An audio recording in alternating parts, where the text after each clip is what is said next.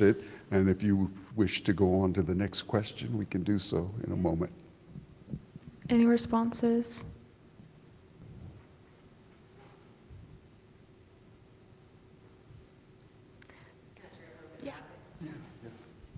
So Bethany Santos is our liturgical decor coordinator, and Lillian Hibbard assists her. And so the work into the broken pieces, actually there was an actual breaking of a very large vase that we did, and we did it during Lent, I think is when we did it last time. And so literally, she came in and she bought it, and that was her thought of how do we represent at different times and different liturgical seasons the brokenness of our world, the brokenness of our own humanity, centered at the cross, and that God invites all of us here. And so if you put into context, you're not just seeing pieces, there is labor that went behind it to physically break the vase in this space that then became a part of the liturgical art in here. Super powerful. Thank you. So I guess we can start with, you're sitting at home watching the election results come in, as many of us were. What were your thoughts about how you're going to come today? And also, how do you be present with yourself, knowing that you have to go lead us and other people? It began last week as I began to focus on a passage that captures this moment. My class on religion, ethics, and public intellectuals is reading Lincoln's 1858 House Divided speech. In the class, I see a couple of our members and former members who are here. We talk about public intellectuals as people who think and communicate strategically in order to recalibrate the moral compass of the nation. Pastors do that. Some of my favorite pastors are sitting here right now, Sister Allison and others. But pastors are constantly, but there are people who are, well, and we begin my class talking about the SBNR, as Pew Research Center names them, the spiritual but not religious. Let's say for those who have the benefit of a pastor and a sanctuary and a congregation, they are going to have their compasses recalibrated constantly, reconnected. But for those who do not, but they are spiritual and moral, public theologians, public moralists, public intellectuals can participate in that way in the public square, the church without walls, as it were. So in that context, we talk about 5 things these public intellectuals do. They frame large questions, grand questions, not petty, trivial, temporal, but the large questions of human existence. How do we live and exist in a time of brokenness? Why do the good die young, as Hebrew Bible puts it? Why do bad things happen to good people? These are the grand questions of human existence. So public intellectuals start with grand questions. And even if they get a trivial matter, they reframe, if there is a grand matter there, into that larger question. I always use Martin Luther King, young pastor, new pastor, inexperienced pastor in a new city, Montgomery. He wasn't from Montgomery. So he's sort of sorting it all out. He was newlywed and a new father. Everything new, every reason not to get involved. And if you were there yesterday, you heard Andy Young mention, he's at the mimeograph machine, producing posters where he was comfortable. And he gets called out. And that night, he takes Rosa Parks, a woman disrespected, on a bus. It's kind of a trivial. People couldn't even find Montgomery on a map if you handed it to them. But he takes Montgomery, Alabama, and Rosa Parks, this woman that had no name before that, as Andrew Young put it, no one knew who she was. And he transforms that into grand universal conflict, a meeting of good and evil on a bus. That's reframing the trivial into the grand and universal. Anyhow, without belaboring, you get the whole course in 10 minutes here. Reframing into the grand question. Second, compelling response. Public intellectuals are compelled to offer a compelling response. And what makes it compelling? They try to get at the deepest human motivations, the deepest hurts and harms and fears. This is where a little reading in psychoanalysis can help. What are people secretly hiding, struggling with? Go there. And that becomes suddenly, a response becomes a compelling response, gripping. I have to be invested in the rest of this sermon. Grand questions, compelling response to the public at large, as David Tracy and Martin Marty used to talk about in a class I took. They speak to all rational people, not just the believers inside the hermeneutical circle, all rational people, hence the public. And Parker Palmer talks about the public is a place where strangers can meet. So I like that definition of the public. Grand questions, compelling responses. The audience is the public in short form. The public intellectual doesn't go on and on infinitum. It's not the thick tome, but the short essay that can be read on an elevator that works. That I shouldn't belabor this. I know you're right, Sarah. The elevators are working. The elevators are fine. Thanks be to God. I say this as a former college president who struggled with elevators, and I know every week, Dr. Franklin, the elevator, I say, oh my God, after all this, how much will this take to fix? So I feel the pain, and I'm proud of the hard work my colleagues do. Short form. And finally, they offer a call to action. They catalyze action. They catalyze. Henry Mitchell, the great dean of black preaching, used to say every sermon should have a call to action, a call to discipleship, some kind of call, some kind of invitation. So I love that. That's a long digression to come back to sitting last week with Lincoln's speech. With that scripture, I hadn't even paid much attention to the scripture. I'm looking at Lincoln's language as president, public intellectual. I said, let me look again at this passage. I've read it, we've all read it 100 times and paid much attention. And then for the first time I realized this is not the same oppressed man as some biblical scholars write about it. Because the story about the legion pericope, for instance, is also in Matthew chapter 8. This is Matthew 12, a different situation, and of course, legion, so-called, could see. He was not blind or mute. He's calling out from the cemetery. You heard my slip in the sermon. I said, if you live in a seminary.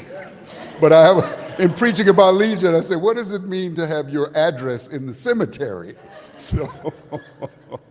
I knew that would be the passage. I knew that would be the sort of frame of a divided house. Then I began to, and this is only like in the past 24 hours, because I shared that information with Kalia, realizing Trump's identity as a real estate guy and Jesus as a carpenter. And I thought, if I were smarter, I would be able to do more with that. But let me just name it. One of my students will really work that, right? One of you all are going to work that proper. I did not today. There was not time. But my God, Architecture 101 from the carpenter. He spent so much time by the seashore talking to fishermen, we almost think he's a carpenter. He came from inside the town, inside the hood, with sawdust on his shirt and with splinters in his fingers, and walked out to the shore, seeking relief and renewal, just to be near the water. the healing calm of the Pacific. And so we mistook Jesus, many of us, for a fisherman, a sailor. He's a carpenter. He knew wood, saws, hammers, nails, screws, screwdriver. He's a carpenter. So when he looked at a house, you could see the gears turning. Oh, I said, that's wrong. They didn't put this together. Jesus would love this place. It was magnificent. A carpenter's brain. And he sees the house is divided. This thing is going to fall, you all. And so playing with that metaphor, and I'm going on, and I'm going to stop. I think the challenge was to try to focus and to realize that they're not just supporters of Vice President Harris in this congregation. There could be others. There would be others, certainly in the virtual audience. And to try to name the invisibility of many people, of the Bens, the oppressed who feel no one knows our name. We live in flyover country. So to try to lift that for all of us to reflect on how we go forward in connecting these alienated people. To go with your metaphor, my partner is an interior designer,